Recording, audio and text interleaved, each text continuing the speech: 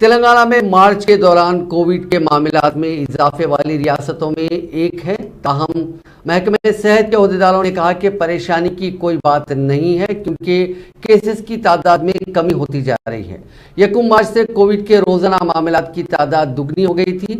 اس دن ریاست میں 21 معاملات درج کیے گئے تھے۔ ابتدائی 10 دنوں میں ان معاملات کی تعداد میں کمی اور زیادتی 15 تا 42 کے درمیان دیکھی گئی۔ آنے والے 5 دنوں میں بھی کووڈ کے معاملات میں اضافہ ممکن ہے۔ جاریہ ماہ میں تاحال سب سے زیادہ 15 مارچ کو کووڈ کے 54 معاملات دیکھے گئے تھے۔ مارچ کو یہ تعداد 52 درج کی گئی تھی۔ یہ 14 مارچ کو ڈائریکٹر صحت عامہ کے دفتر کی جانب سے جاری کردہ اعداد و شمار میں کہا گیا کہ 15 مارچ کے بعد روزانہ کے معاملات میں کمی ہوئی ہے۔ 16 مارچ کو کرونا کے معاملات کی تعداد 27 درج کی گئی تھی۔ 17 مارچ کو یہ تعداد 25 اور 18 مارچ کو 24 درج کی گئی۔ 19 مارچ کو ان معاملات کی تعداد میں مزید کمی ہوئی اور یہ تعداد 16 تک پہنچ گئی۔ عہدیداروں کے مطابق 3077 نمونوں کی جانچ کی گئی، جن میں 16 کیسز کا پتہ چلا۔